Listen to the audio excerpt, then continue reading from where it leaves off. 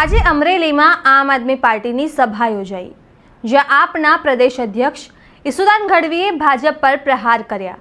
સાથે તેમણે કહ્યું કે આવનારી ચૂંટણીમાં તમામ આમ આદમી પાર્ટીને પસંદ કરશે, ગુજરાતમાં આપની સરકાર બનશે. નમસ્કાર, હું છું ચંદ્રિકા પુત્રી નિરાલી. આવો સાંભળીએ ઈસુદાન ગઢવીએ વધુમાં શું કહ્યું. ભાજપ વાળાને હમણાં મને મળ્યા, મને કહે ઈસુદાનભાઈ, અમે ખેડૂતોને હવે મગફળી છે ને એ હાવ ઘટાડી નાખવાના છીએ. મેં કીધું કેમ? મને કે 200 મણ મગફળી ગયા વર્ષે ખરીદી કરી હતી એક ખેડૂત પાસેથી.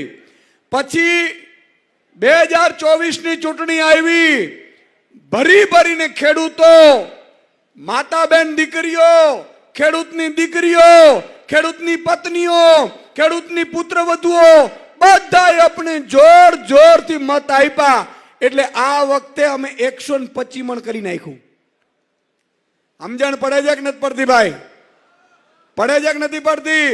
નહીં તો હું મહામંથન જોતા હતા કે નહીં? મહામંથનમાં ચીસો પાડતો અહીંયા આવ્યો ને, હજી 5 વર્ષથી ચીસો પાડું છું. હવે જો બદલાવ નહીં આવે ને તો મારું ગળું બેહી જાય.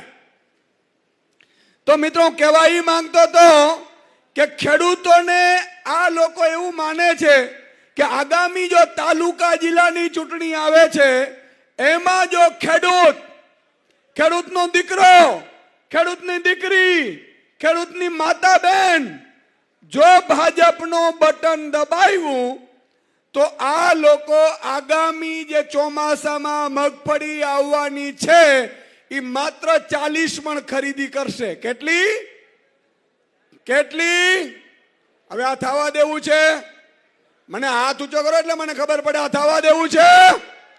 તો મિત્રો, તમારી મારી જવાબદારી વધી ગઈ છે. આજે મુખ્યમંત્રી એના દીકરાને મુખ્યમંત્રી બનાવવા માંગે છે, કલેક્ટર એના દીકરાને કલેક્ટર બનાવવા માંગે છે, ડોક્ટર એના દીકરાને ડોક્ટર બનાવવા માંગે છે, એન્જિનિયર એના દીકરાને એન્જિનિયર બનાવવા માંગે છે. મિત્રો, હિન્દુસ્તાનનો એક ખેડૂત છે, પોતાના દીકરાને ખેડૂત બનાવવા નથી માંગતો. એ એમ કે છે કે બિચારા છોકરાને કહે છે કે પોલીસની ભરતી આવે છે થઈ જા, ક્લાર્કની ભરતી આવે છે થઈ જા.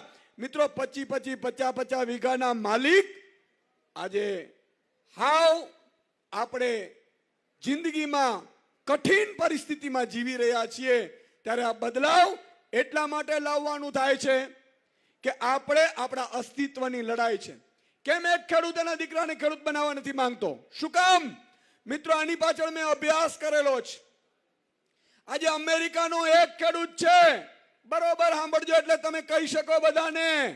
અમેરિકાનો એક ખેડૂત છે, એ અમેરિકાના ખેડૂતને એની સરકાર વર્ષે 54 લાખ રૂપિયા સબસિડી આપે છે. કેટલી આપે છે? કેટલી? અને આપણી સરકાર આપણે બાબાજીનું ઠુલું આપે છે. મિત્રો, આ વિશ્વગુરુ નથી, આ ગુરુ ઘંટાલો છે. ગુરુ ઘંટાલો.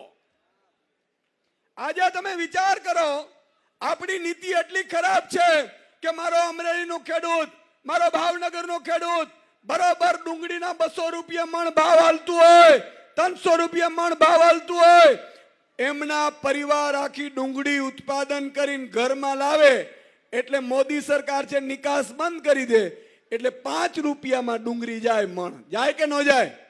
અને છતાંય મારી માતા બેન દીકરી કે ખેડૂત ફરીથી ભાજપનું બટન દબાવે તો એમાં ભાજપનો વાંક કે આપણો વાંક? આપણો છે મિત્રો. એટલા માટે આજે તમને જગાડવા માટે આવ્યા છે.